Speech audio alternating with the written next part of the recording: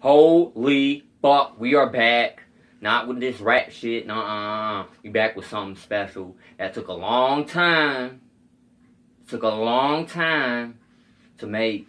But we finally back. Guess what? We back with that motherfucking story time with that nigga Weazy, yo. So y'all sit down, shut the fuck up, cause you know it's time. You know it's fucking time for that shit, son. Story time. You know, we up in these books, nigga. We up in these books, nigga. Let me get that intro. Let me get that intro. Let me get that. Hold up. Get that intro going. My bad, y'all. My bad. Let me just look for this intro.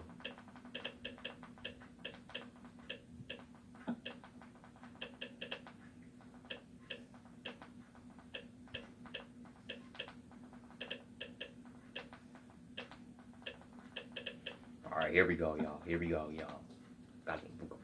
It's been a while, y'all. It's been a while. Don't judge me. That real shit. That real, here we go. We back, baby. Come on. I can go twice as high. Let's get it on. Take a look. My Nigga. Hey, we back up in this bitch. I can go anywhere. Suck my dick. Bitch. Friends to know. My nigga. Ways to grow. Nigga. Reading rainbow. Here we go again. I can be anything. Same old shit. What? Take a look. Nigga. In a book. My nigga. Reading rainbow. This is the shit I be talking about. Reading rainbow. Ain't no motherfucking gang, nigga. What you really want? Motherfuckers. Talk is cheap, motherfucker. Word up. Hey, yo, guess what, yo? We back, yo. Like I said before I played the intro, we back up in this motherfucker. Story time with that nigga Weazy, yo. I'm fucking hyped, nigga. I'm feeling good, nigga. You know, it took me a long time because the nigga was on lockdown. They had a nigga on lockdown, but we back out. You know, these motherfucking shits can't hold me, nigga. I'm just fucking with y'all, nigga. I was just on a long ass vacation or hiatus, whatever the fuck you want to call it, but we back up in this motherfucker. Y'all know the motto, though. Remember the motto. If y'all ain't forget, put down your guns, pick up your books, be a scholar, and don't be a crook. So let's get into this. What we got today, right? We got some Philip Roth, Letting Go. We're just going to read a little bit, and we bouncing up out this bitch. Remember, just fucking around 3 on the way, where I go in also. PUA Gang also working on the mixtape, part two of our mixtape. And one shout out time before I go in, I'd like to give a shout out to my mama, my grandmama, my big brother Jarrell. I'd like to give a shout out to my dog Capone. I'd like to give a shout out to my Kodak squad. That's Alana, that's Lauren, that's Daniel. And oh yeah, shout out to my squad, PUA Gang, we up in this bitch, P's up, nigga bitch down. And I'd like to give a shout out to the fans and haters, of course. And we about to get into this Letting Go. So let's go and do this, y'all. Gonna read a little bit. Letting Go by Philip Roth. For Maggie. I don't know who the fuck Maggie is, but okay. Debts and Sorrows is chapter 1. Let's get into it. Dear Gabe, the drugs help me pin my fingers around a pen. Sometimes the whole sickness feels located on my hands. I have wanted to write, but not by dictating to your father. Later, I don't want to whisper last-minute messages to him at the bedside. With all the panic and breathlessness, I'll have too much influence. Now your father keeps leaning across my bed. He runs in after every patient and tells me what the weather is outside. He never once admits that I've done him an injustice being his wife. He holds my hand 50 times a day. None of this changes what has happened. The injustice is done. Whatever unhappiness has been in our family springs from me. Please don't blame it on her father, however. I may have encouraged you over the years since I was a little girl. I always wanted to be very distant to people. Other little girls wanted to be nurses and pianists. Alright,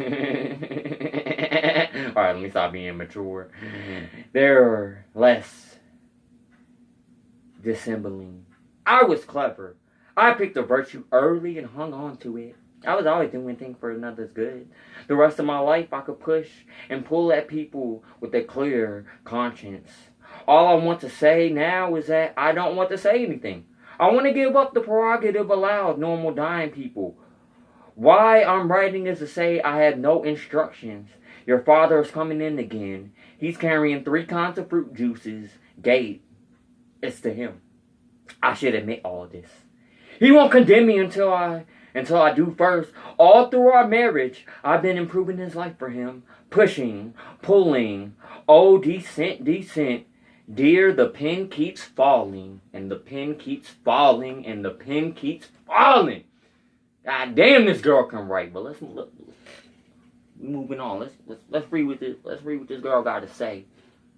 Her letter had never been signed. The pen fell, and when the night nurse came on duty, she was no longer needed. Nevertheless, my father, obedient to the last, put the letter in an envelope without examination, mailed it. I was a second lieutenant in the artillery corps at the time, stationed in the unregenerate Dust Bowl in Oklahoma. And my one connection with the world of fiddling was not the world itself, but Henry James, who I had lately begun to read. Oklahoma Nights and Southwestern radio stations had thrust me into isolation wherein my concentration, all bars right there, okay, was exact enough for me to attend last to the involutions of the old master, my bad. All day I listened to the booming of cannons, and all night to the words of heroes and heroines tempting one another into a complex and often tragic fate. Early in the summer that I had been called into the army, which was the summer after I had finished college, I had spent my last 6 civilian weeks touring Europe. 1 week was spent visiting with a friend of my mother's who lived in London, where her husband was connected with the U.S. Embassy. I remember having to hear endless incidents from my mother's childhood while sitting with a friend in a small church in Chelsea. That's England, if you don't know, dumbasses. I think. It's England. She had taken me there to see a little-known plaque dedicated to James. It was not a particularly successful day for the women. I really liked the idea of putting on long white gloves and showing a Harvard boy around cultural nooks and crannies a good deal more than she liked the nooks and crannies.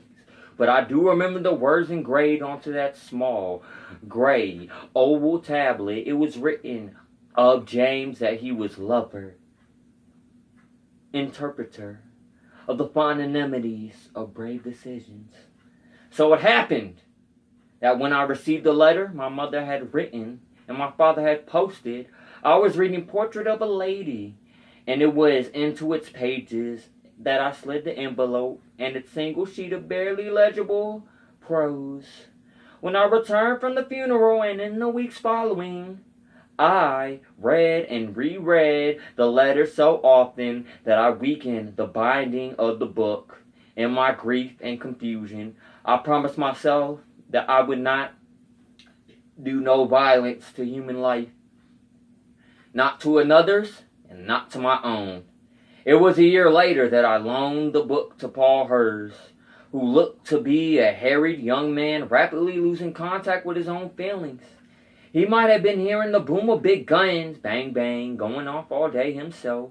This was the fall after I had left the army, the fall of 1953. God damn, this shit is fucking old.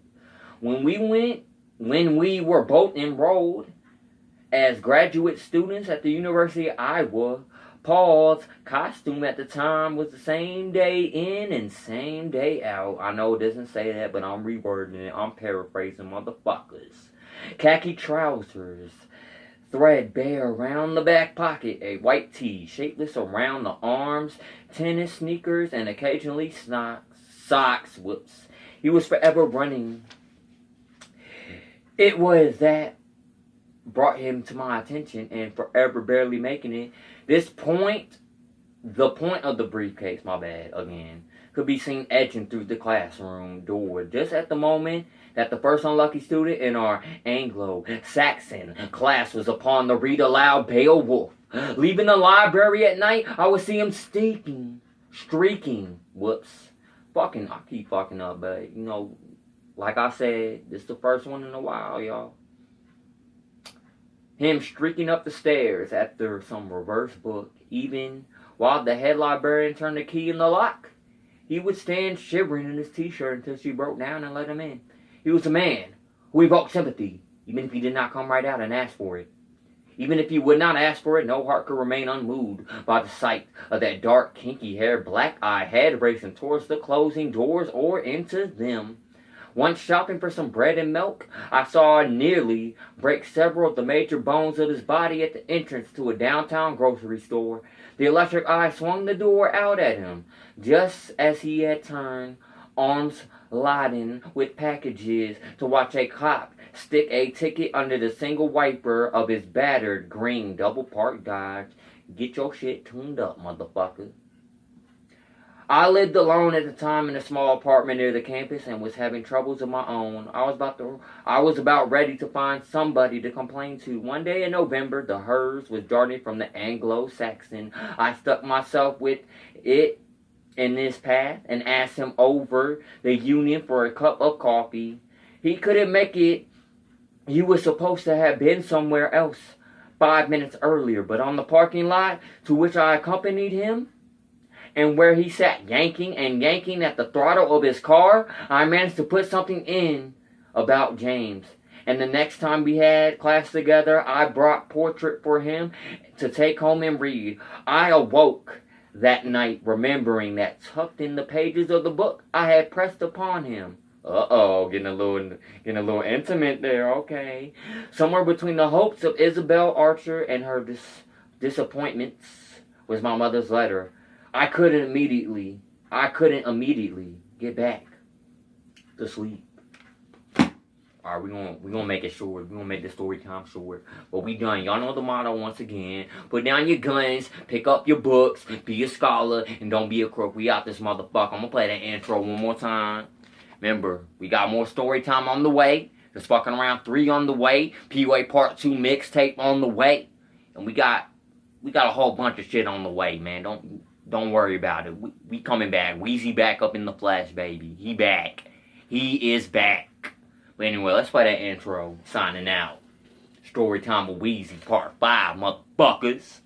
Nigga, what? It's that real shit, yo. Yeah, let's close it out, y'all. Butterfly in the sky. Come on! I can go twice as high. Let's get it on. Take a look Nigga, in a book. my nigga. Reading a rainbow. You think it's a game? I can go anywhere. Suck my dick, Friends to know. my nigga. Ways to grow. Nigga. Reading a rainbow. Here we go again. I can be anything. Same old shit. What? Take a look Nigga, in a book. my nigga. Reading a rainbow. It ain't no fucking game, yo. We out, though. We out, yo. I love y'all. Even if you don't like me, I still love you. Much love. Thumbs up. We out. Talk is cheap, motherfucker. Word up. We out.